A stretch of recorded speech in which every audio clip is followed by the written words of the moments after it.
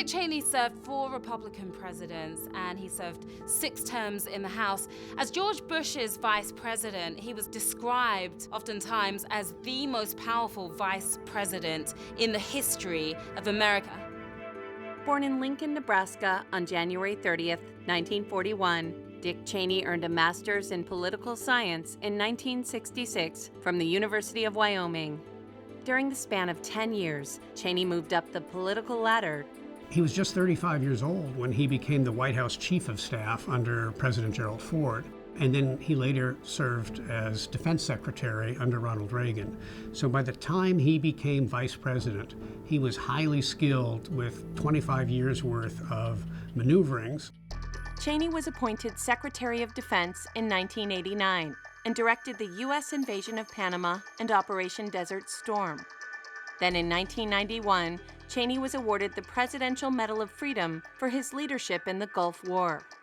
People who don't know a lot about politics, they know Dick Cheney as the old guy who shot his friend in the face during a hunting accident. But of course, he's much, much more than that. They don't understand that this is a very smart, influential, powerful man, and he certainly played a substantial role behind the scenes of the Bush administration.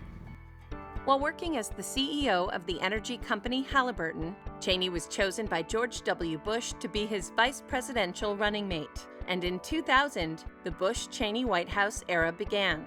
Cheney becoming CEO of Halliburton was all about the nexus of power and money, using your political capital and relationships to win enormous government contracts. And then, of course, to still get a big check from Halliburton after you become Vice President of the United States. I mean, it was in a different world than the rest of you guys in America. Following the September 11th terrorist attacks, Cheney advocated Bush's war on terror, but disagreed with the president and with the Republican Party on same-sex marriage, in which he showed support for his openly gay daughter, Mary. He cared much less whether he was popular than whether the policies he believed were right got pushed through. He was the single most important vice president in American history, bar none. During his time as vice president, Cheney actively promoted divisive policies, such as expanding presidential power, waterboarding techniques, and guidelines which favored business over environmental protection. Dick Cheney has often said that people see him as the Darth Vader of the Bush administration. And he's also said that he feels quite comfortable with that label.